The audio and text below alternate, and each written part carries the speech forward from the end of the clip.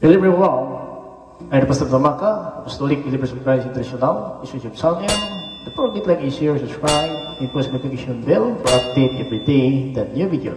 Thank you so much. God bless us all. Magandang umaga po sa lahat sa ating mga viewers, listeners dito po sa ating YouTube channel, sa Facebook.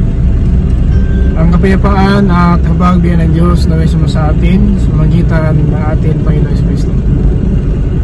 Ito po yung lingkod, Pastor Tomaka, Apostolic Believers of Christ International. Kapatid, sa oras na ito ay magpasalamat tayo sa Panginoon, no, sa kanyang kabutihan na hindi tayo pinabayaan ng Diyos. Patuloy po na ginagabayan tayo ng Panginoon kahit sa mga pagsubok ngayon na ranasan natin. Subalit ang Panginoon ay nagbigay sa atin ng katatagan, no? Hindi po tayo pinabayaan ng Diyos dahil ang Diyos po napakabuti po talaga. Hindi po tayo hinahayaan ng Panginoon na tayo po talaga ay daigin na sanlibutan. Alam po ng Panginoon, mga kapatid, na ang ating panahon ngayon ay talagang nandito na tayo sa katapusan, no? Katapusan ng panahon, kasi nais ng Panginoon talaga na malaman natin na ang kanyang nais na maligtas ang lahat ng tao. So yung mga kapatid, ang nais ng Panginoon na ituwid, no? Ituwid ng Panginoon ang tao. Kaya lang ang tao na din ang naghanap, no, ng sariling pamamaraan upang na maging makasalanan ang tao. Kasi ang paraan ng tao talaga ay hindi po minsan nakakabuti sa paningin ng Diyos. May paraan naman ang tao din na nakakabuti din sa paningin ng Diyos, pero may paraan ng tao din na nakakasira ito sa paningin ng Diyos. Kaya mismo ang Panginoon ang gumagawa ng paraan para ituwid po tayo. Na si Haring Solomon sumulat po, mga kapatid, sa mga ngaral, Ecclesiastes, Kabanata 7, talata 29. Higit sa lahat, ito ang nalaman ko. Ginawa ng Diyos ang tao na matuwid, pero nag-iisip ang tao ng maraming paraan para maging masama. Siya, mga kapatid, no, yun talaga ang plano ng Diyos talaga, na maging matuwid po tayo, sapagkat ang mga matuwid lang po ang makapasok sa kanyang langit. Natandaan po natin, hindi po tayo pinanganak sa libutan para itapon sa impyerno. Pinanganak tayo sa libutan ayon po sa pasya ng Panginoon para makapunta tayo sa kanyang kaharian. So yung mga kapatid, na hinirang po tayo ng Panginoon para po sa kanyang kaharian. Hindi po tayo hinirang para itapon sa impyerno. Kasi yun po ang plano ng Diyos, na makiisa tayo, mga kapatid, sa kanyang anak. Kasi siya po ang panganay sa marami mga kapatid. Yan po sinabi ni Apostol Pablo, mga kapatid, dito po sa Roma, mga kapatid, in chapter 8 verse 29, na tayo talaga ay mula ng pasimula hinirang po. Kaya alam ng Diyos po mula pala ng pasimula kung sino ang magiging anak niya, at para tayo maging kapatid ng ating Panginoon Kristo. Pakinggan natin sa Roma chapter 8, 29-30. Sapagkat alam na ng Diyos noon pa man kung sino-sino ang kanyang magiging mga anak, at sila'y itinalaga niyang matulad sa kanyang anak na si Jesus, para siya ang maging panganay sa maraming magkakapatid. Mayroong kapatid, no? Alam na po ng Diyos noon pa lang kung sino ang magiging anak niya. Kaya kahit na po kung ano ang ating ginagawa na kasamaan, pero kung kasama tayo sa kanyang panghinirang na maging anak, hindi po harang, kapatid, ang ating nagawang pagkakamali, sapagkat habang sa katawan po tayo, wala po tayong maidahilan na talagang sakdal po tayo kung perfect tayo sa paningin ng Diyos. Ang Diyos lang po ang makagawa ng paraan para maging sakdal po tayo sa paningin ng Diyos at maging perfect tayo dapat sa paningin ng Diyos. Sa verse 30, pakinggan natin. Kaya nga ang mga taong pinili ng Diyos noong una pa ay tinawag niya para maging kanyang mga anak. At ang mga tinawag niya ay itinuring niyang matuwid. At ang itinuring niyang matuwid ay binigyan niya ng karangalan. Yan, mga kapatid, no? Napakaganda po ng plano ng Diyos, na Kaya yung kanyang pinili noon pa man ay tinawag niya. Na mga kapatid, sa anong paraan po tayo tinawag ng Diyos? Kasi para mapatunayan natin na kasama pala tayo sa hinirang ng Diyos mula ng pasimula para makapunta sa kaharian, ano ang basihan?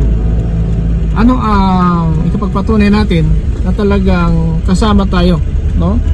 Kasama tayo sa kanyang hinirang dahil ang kanyang mga hinirang noon pa man ay kanyang tinawag. Now, sa anong paraan tayo tinawag ng Diyos mga kapatid? Para mapatunayan natin na kasama tayo dito. Kasama tayo na hinirang ng Diyos sapagkat ang sabi naman ng aklat sa Romans chapter 8 verse 30, at ang kanyang mga hinirang ay kanyang tinawag. At ang kanyang tinawag, kanyang ginawang matuwid. At ang kanyang ginawang matuwid, ginawa niyang banal. At ang ginawa niyang banal, dadalhin sa kanyang kalatian. Na anong masihan? Paano patunayan natin, kapatid, na talagang kasama tayo sa mga hinirang ng Diyos? Napakinggan natin mga kapatid sa 2 Thessalonians chapter 2 verse 13 to 14, mga kapatid, ayon po sa sulat ni Apostol Pablo.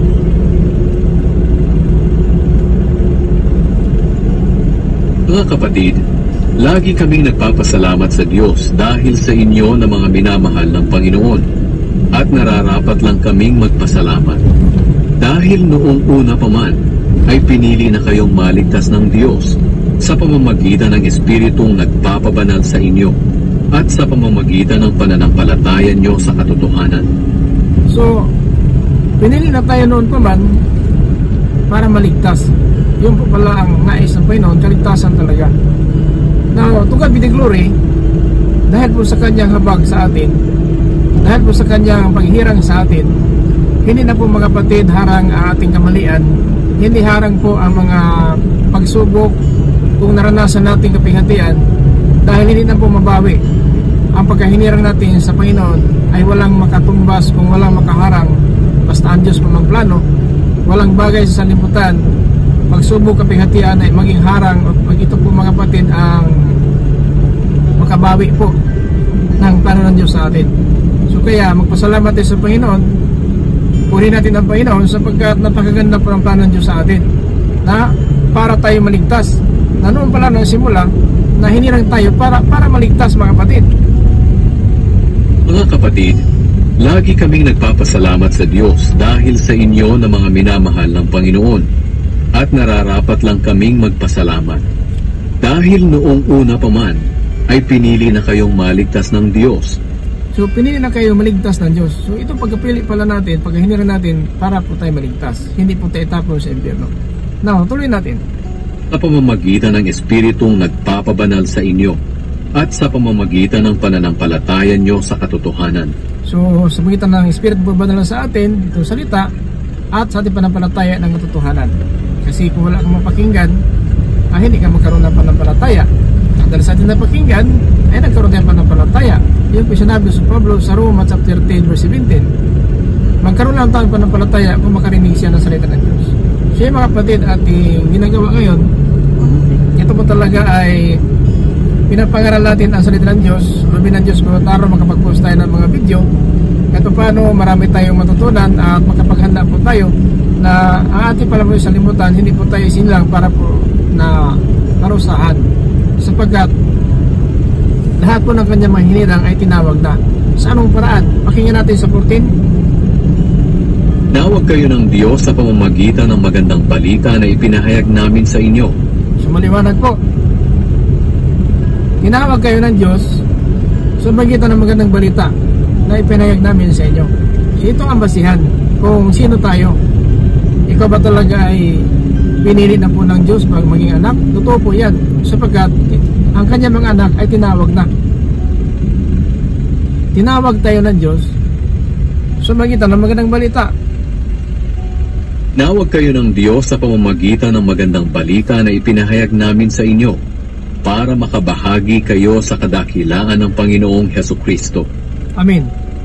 So tinawag tayo ng Diyos sa pamamagitan ng magandang balita na ipinahayag namin sa inyo para makabahagi kayo ng kadakilaan ng ating Panginoon Kristo. Makabahagi. To God be the glory. Siguro minsan ay hinatulan natin ating sarili kaagad, talagang kriminal ako, mamatay tao, klipis, anong klaseng kasalanan. Kaya hindi mo alam na ikaw pala ay may kabahagi na po sa kanang langit. Kaya isinuko niya ang kanyang anak ito sa limutan upang akuhin na po ang ating makasalanan. Pakinggan natin sa 1 Timothy chapter 2 verse 6. Ito sinabi ni Apostol Pablo. Mga kapatid, binigay niya ang buhay niya bilang pantubos sa lahat ng tao. Ito ang nagpapatunay na nais ng Diyos na maligtas ang lahat ng tao. Tinihayag niya ito sa takdang panahon. mga kapatid ha, ibinigay niya ang kanyang sarili bilang pantubos. Ano ibig sabihin pantubos? Ang pantubos mga kapatid, ibig sabihin na pinatawad na ang ating kasalanan. Pakinggan natin sa Ephesians in chapter 1 verse 7, mga kapatid. Ito sinabi ni Apostol Pablo.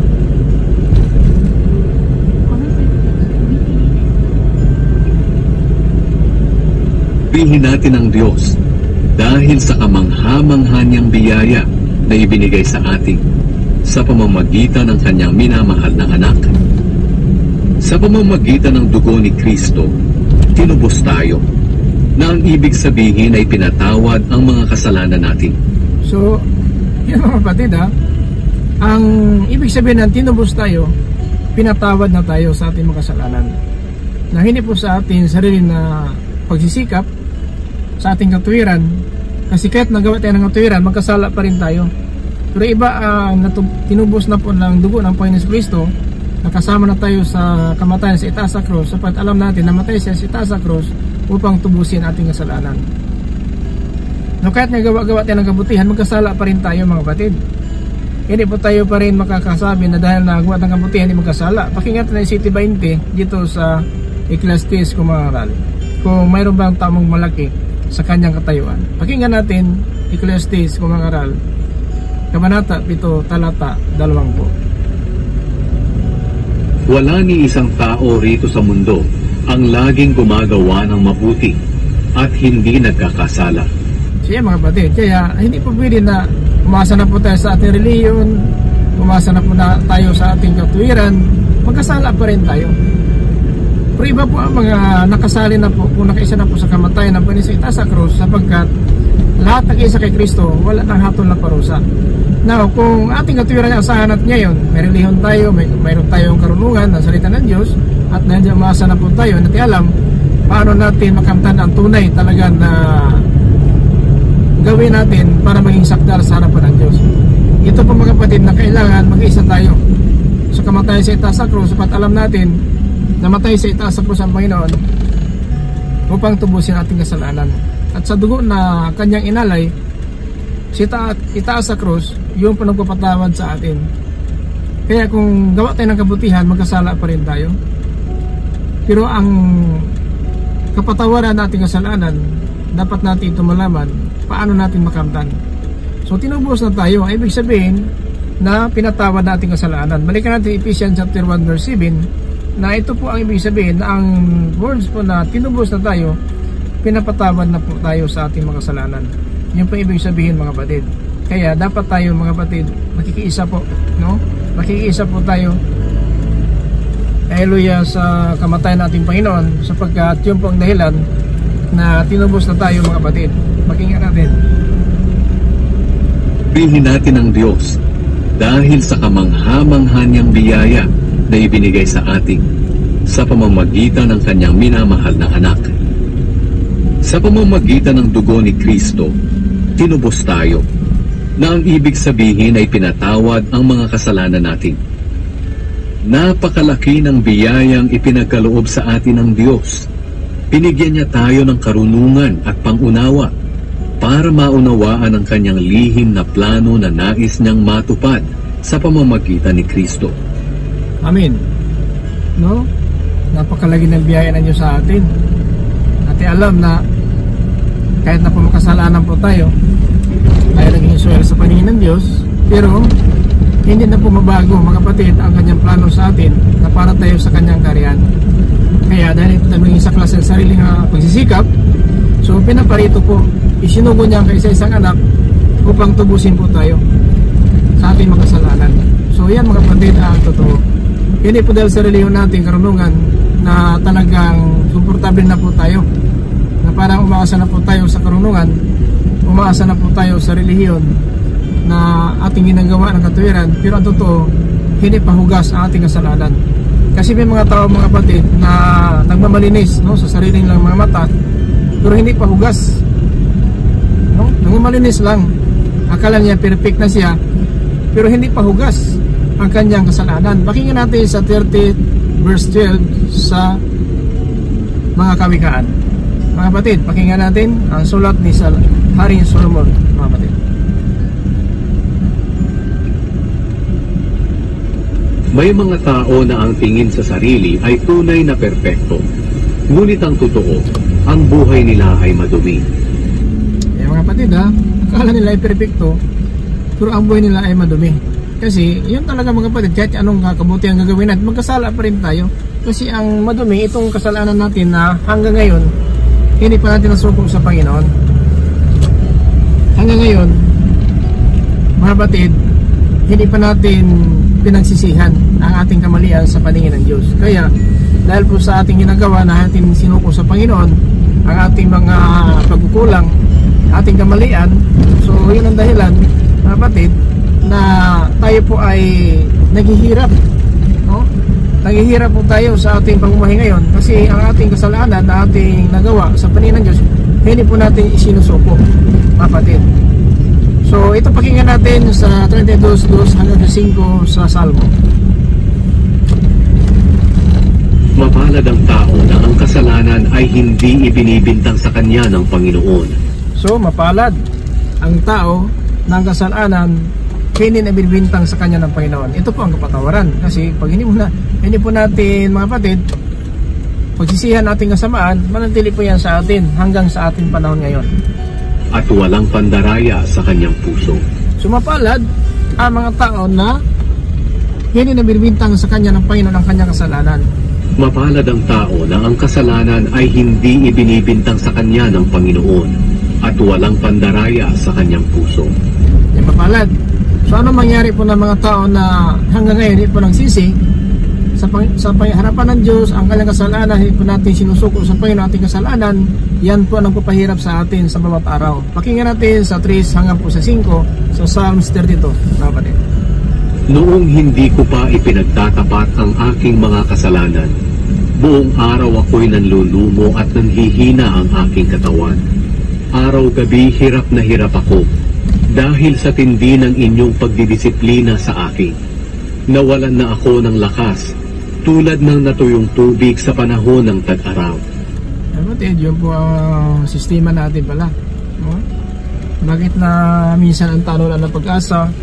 Dahil po sa kagipitan, sa kahirapan, araw-gabi naghihirap, naghihina, nalulumo na ang katawan, wala nang pahinga kasi maraming hinaharap na suliranin, halos wala nang pahinga, nagtatrabaho, wala nang araw na linggo, pulos na lang trabaho. Napahirapan mo lang ang sarili mo sapagkat hindi mo alam kung ano ang plano ng Diyos sa buhay natin. Pero kung alam po natin ang plano ng Diyos sa buhay natin, alam natin itong ginawa natin tama o mali. Kasi pag hindi natin sinusuko ang ating mga kasalanan, nagpapahirap yan sa atin pumuhay sa bawat araw. Noong hindi ko pa ipinagtatapat ang aking mga kasalanan, buong araw ako'y nanlulumo at nanghihina ang aking katawan. Buong araw. So buong araw nanlulumo, nanghihina ang ating katawan. So bawat araw, mga kapatid, trabaho po tayo. May mga tao naman sa ospital, nanghihina na po, nanlulumo na po ang kanyang katawan. At araw-gabi. Araw-gabi hirap na hirap ako dahil sa tindi ng inyong pagdidisiplina sa akin. So araw-gabi, hirap na ako dahil sa tindi ng iyong pagdisiplina sa akin. Akala mo siguro, ano lang to? Talaga pagkaraniwan na itong sakit ko, ito talaga ay mangyari. Hindi mo alam na ang Diyos din ay ang tao bibigyan ng sakit para po ituwid, kapatid. Ayon po sa Hub, Kabanata 33, talata 11, na ang Diyos din magbigay ng sakit ng tao para po matuwid siya sa kanyang pamuhay. Ito, mga kapatid, araw-gabi, hirap na ako. Ang sabi sa Mr. David, dito po sa verse 4, chapter 32 sa Salmo. Araw-gabi hirap na hirap ako dahil sa tindi ng inyong pagdidisiplina sa akin. Diba? Nawalan na ako ng lakas tulad ng natuyong tubig sa panahon ng tag-araw. Nawalan ng lakas tulad ng natuyong tubig sa panahon ng tig-araw. So yan mga kapatid, wala nang pag-asa. Minsan ang tao talaga nagdigdi na, nagpakamatay na lang ang tao dahil hindi maintindihan ang pangyayari sa buhay niya. Pero mga kapatid, bakit ganoon? Sapagkat hindi po natin isinuko sa Panginoon ang ating pamuhay na masama. Hanggang ngayon, itinatago natin sa puso natin, hindi po tayo nagbalik loob sa Panginoon. Kaya yung mangyari, manghihina, manglulumot talaga tayo. Noong hindi ko pa ipinagtatapat ang aking mga kasalanan, buong araw ako'y nanlulumo at nanghihina ang aking katawan. Araw-gabi hirap na hirap ako dahil sa tindi ng inyong pagdidisiplina sa akin. Nawalan na ako ng lakas tulad ng natuyong tubig sa panahon ng tag-araw. Ngunit sa wakas, ipinagtapat ko ang aking mga kasalanan sa inyo. Hindi ko na ito itinago pa. Sinabi ko nga sa sarili ko, ipagtatapat ko na ang aking mga kasalanan sa Panginoon at pinatawad niyo ako. Amen. So yan mga kapatid, ipagtapat na po natin. Ilang taon na po yan? Mula sa ating paglaki hanggang ngayon, no? Ipagtapat na talaga natin ating kamalian. Ilang taon na po tayo sa limutan na pinagpala ng Diyos. Ilang taon na tayo ngayon na tayo po ay nakakaalam ng salita ng Diyos, pero hindi po natin ginagawa. Una sa lahat ay magsisi na po tayo sa ating mga kasalanan at magbalik naman tayo sa Panginoon. Yun po ang pinakamalaga mga kapatid, kasi ang sabi ni Mr. David, ngunit ngayon ipagtatapat ko na aking kasalanan at pinatawad mo ako. So yan mga kapatid, ang pagpatawad nasa bautismo po mga kapatid. Yan po totoo na may kapatawaran po mga kapatid, nasa bautismo po yan. Kasi ang nagsisi po na may kapatawaran, yung po nagpabautismo. Kaya ang mga apostol talaga na sila nagkaroon ng Espiritu Santo, yun talaga ang pinangaral po nila sa mga Israelita tungkol po sa pagsisi na may kapatawaran sa Acts 38 mga kapatid.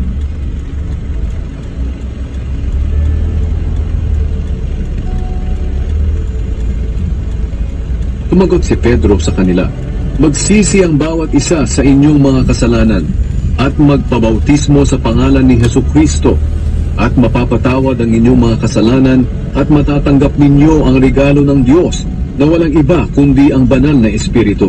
Ayan na po mga kapatid. Ngayon, ipagtapat na po natin, magsisi na po tayo, ibig sabihin, para po na mga kapatid, mapatawad tayo sa magitan ng bautismo at ang kasaganan ng buhay, mga kapatid, ay darating po sa atin. Ayon po sa 3:19-20, dito po sa Gawa pa rin, 19:20 sa chapter 3 dito sa Gawa.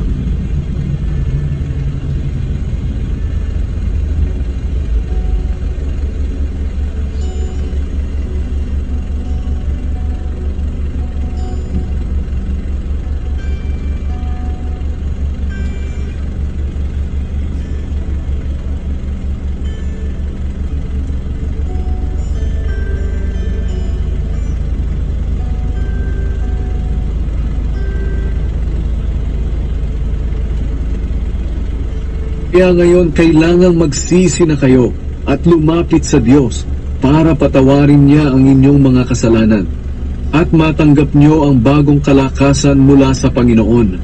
Pagkatapos, ipapadala niya si Jesus, ang Kristo na itinalaga niya noon para sa inyo. Ngunit kinakailangang manatili muna si Jesus sa langit hanggang sa dumating ang panahon na mabago ng Diyos ang lahat ng bagay. Yan din ang sinabi ng Diyos noon sa pamamagitan ng kanyang mga propeta. Mga batido, so kailangan tayo lumapit na at magsisi. So ang paglapit mga kapatid sa Panginoon, ito pagsisi natin, ipagtapat na po natin sapagkat tayo lang po nagpapahirap, no, sa ating sarili. Sapagkat habang natin pinagtapat ang ating kasalanan sa Panginoon, yan din ang nagpapahirap sa atin, no? Sa bawat araw, nalulumot po tayo po nanghihina. Dahil po na ating kasalanan hanggang ngayon ay daladala pa po natin at yan nagdagdag po ng kahirapan natin sapagkat ang Diyos po malayo po sa mga masama. Kaya habang dahil natin sinusuko ating kasalanan, pinapahirapan lang tayo sa salimutan na ito.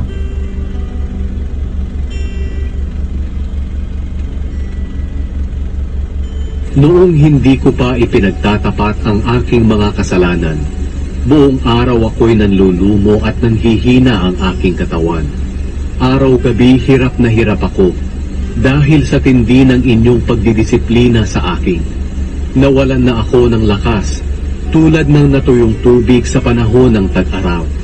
Ngunit sa wakas, ipinagtapat ko ang aking mga kasalanan sa inyo.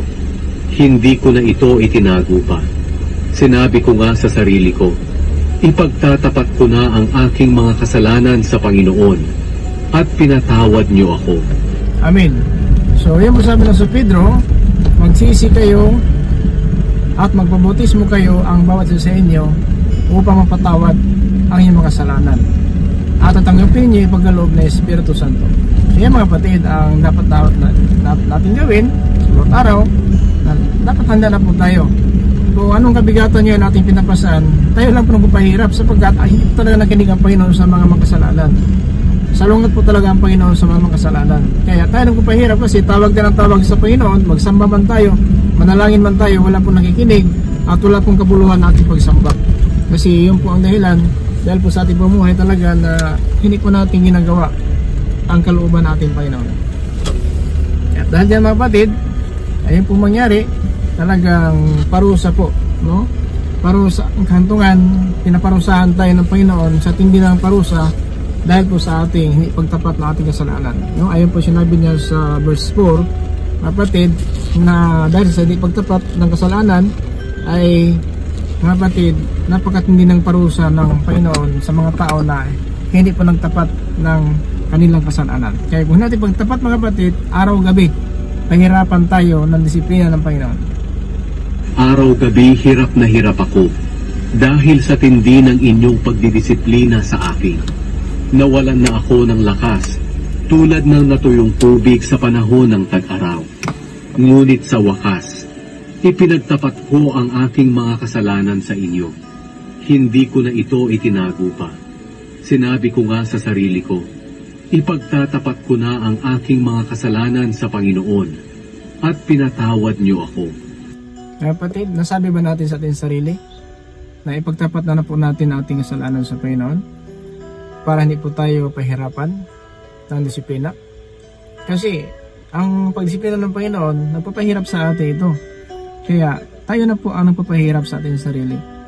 Dahil po, hindi po tayo mga kapatid makaahon sa kahirapan kung hindi po natin isuko sa Panginoon ang ating kamalian. Kasi araw-gabi nang lulumo talaga tayo mga kapatid sa tindi po ng parusa ng Panginoon. Na bakit pinarusahan tayo ng Panginoon bilang pagdisiplina po tayo, disiplina po sa atin para hindi po tayo isama ng salimutan sa araw po ng kanyang paghukom. Pakinggan natin mga kapatid sa 11:32 sa unang Korinto. Kung tayo man ay pinarurusahan ng Diyos, dinidisiplina niya tayo upang hindi tayo maparusahang kasama ng mga tao sa mundo. So kung tayo naman ay pinarusahan ng Diyos bilang pagdisiplina niya sa atin, upang hindi tayo parusahan kasama ng mga tao sa mundo. So yung mga kapatid ang maisang Panginoon sa atin. Sana po nakatulong po sa atin ang mga talata sitas na ating pinapangaral sa araw na ito. Naghanda na po tayo. Kailangan na po natin isuko sa Panginoon ang ating kamalian. Kasi yan pala ang papahirap sa atin sa bawat araw. Dahil po na ang Panginoon talaga ay hindi nakikinig sa mga taong masama ang pamuhay. Yan po mga kapatid ay sinabi ng Biblia sa 1 Peter chapter 3 verse 12 na ang Panginoon ay nakatingin sa mga matuwid at kanyang pinapakinggan ang kanyang dalangin. Subalit ang Panginoon laban sa mga masama. Ito mga kapatid, tanda po natin, sinabi po naman ng aklat sa 3:12 sa unang Pedro.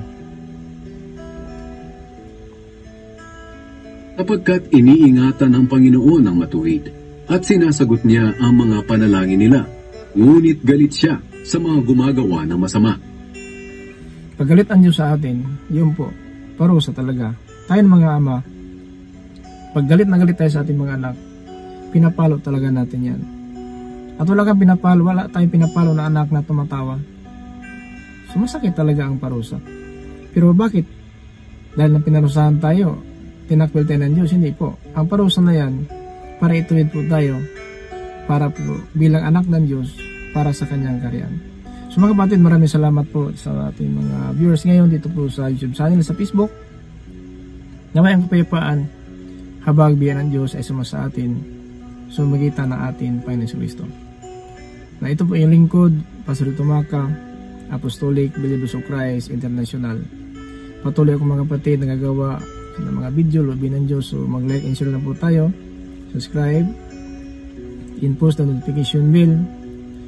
I-bill on na lang po natin para po na sa bagong update natin ng mga video tungkol po ng salita ng Diyos, marami po tayong matutunan at mapaghandaan po natin ang araw ng ating pag-alis sa salimutan.